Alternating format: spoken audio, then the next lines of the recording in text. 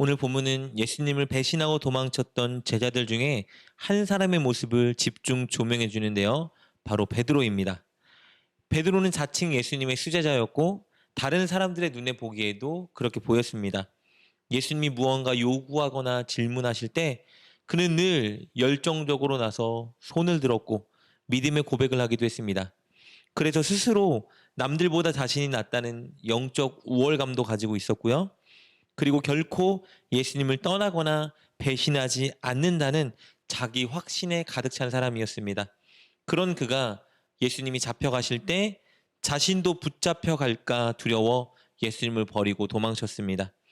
오늘 본문의 내용을 살피기에 앞서서 예수님이 붙잡히기 직전에 베드로와 나누셨던 대화를 잠시 살펴보도록 하겠습니다. 그것을 위해서 우리는 누가복음 22장을 살펴봐야 하는데요. 그 내용을 한번 살펴보도록 하겠습니다. 예수님은 베드로를 참 많이 사랑하셨죠. 그러나 베드로가 곧 다른 제자처럼 시험에 무너져 예수님을 배반할 것을 알고 계셨습니다. 그래서 특별히 베드로에게 이렇게 권면해 주십니다. 누가복음 22장 31절 32절입니다.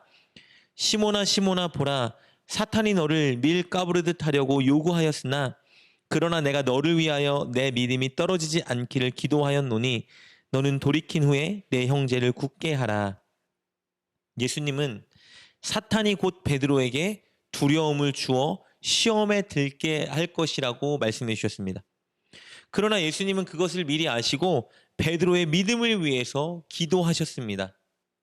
이 일련의 일들을 예수님께서 왜 베드로에게 말씀해 주셨을까요? 깨어 기도하여 다가올 시험을 이겨내라고 격려하기 위해서입니다. 그런데 예수님께 이 권면을 들은 베드로는 이렇게 고백합니다. 누가복음 22장 33절입니다. 그가 말하되 주여 내가 주와 함께 오게도 죽는 데에도 가기를 각오하였나이다. 이런 말이죠. 저는 늘 승리할 수 있으니 걱정 마세요. 이렇게 말하는 거예요. 주님과 함께 오게도 갈 수 있고 심지어 죽을 준비도 되어 있습니다. 그런 각오가 있으니 걱정하지 마십시오. 라고 말하고 있는 것이죠. 베드로의 이 모습을 우리는 거짓된 자기 확신이라고 말할 수 있습니다. 그는 스스로의 믿음을 과신하고 있었고요. 자기의 감정과 자기의 결단으로 모든 것을 해낼 수 있다고 믿고 있었습니다.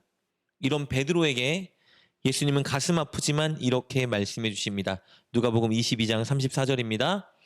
이르시되 베드로야 내가 내게 말하노니 오늘 닭 울기 전에 내가 3번 나를 모른다고 부인하리라 하시니라.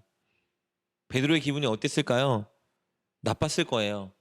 예수님이 이렇게 나를 못 믿고 나를 이렇게 평가하다니 이런 생각이 들었겠죠. 그런데 그가 몇 시간 지나지 않아 예수님을 버리고 도망쳤습니다.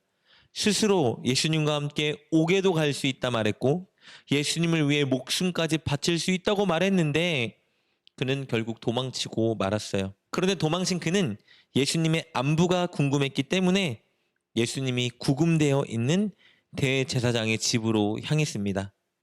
대제사장의 집들에 들어가서 그곳에 있던 수많은 무리 틈에 끼어 있었어요.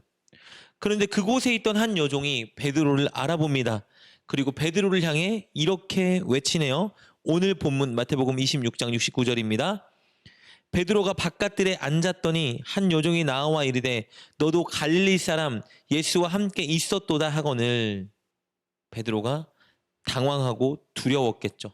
그래서 그곳에 있던 모든 사람들 앞에서 예수님을 부인합니다. 70절입니다. 베드로가 모든 사람 앞에서 부인하여 이르되 나는 내가 무슨 말을 하는지 알지 못하겠노라 하며 간담이 서늘했어요. 그래서 베드로는 안문 쪽으로 이동하는데요. 거기 있던 다른 여종이 또 베드로를 알아보고 예수님과 함께 있던 예수님의 당 멤버라고 지적하고 소리 지릅니다. 71절입니다. 앞문까지 나아가니 다른 여종이 그를 보고 거기 있는 사람들에게 말하되 이 사람은 나사렛 예수와 함께 있었도다 하매. 그러자 베드로는 이번에 맹세합니다. 예수님을 결코 모른다고 맹세하여 부인합니다. 72절입니다. 베드로가 맹세하고 또 부인하여 이르되 나는 그 사람을 알지 못하노라 하더라. 그리고 이 일은 한 번 더 반복되는데요. 그때 베드로는 자신이 예수님과 관련 없다는 확신을 주기 위해서 예수님을 저주하기까지 합니다. 74절입니다. 그가 저주하며 맹세하여 이르되 나는 그 사람을 알지 못하노라 하니 곧 닭이 울더라. 그리고 그때 마침 닭이 울었습니다. 베드로는 바로 이 순간 예수님이 몇 시간 전에 하셨던 말씀이 생각났어요. 내가 나를 3번 부인할 것이니 꼭 깨어 기도하라. 이 권면이 생각났습니다.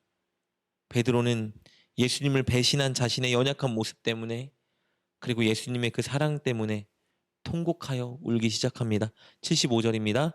이에 베드로가 예수의 말씀에 닭 울기 전에 내가 3번 나를 부인하리라 하심이 생각나서 밖에 나가서 심히 통곡하니라. 오늘 본문에 드러난 베드로의 이 모습, 거짓된 자기 확신, 그는 이것을 우리에게 가르쳐주고 있습니다.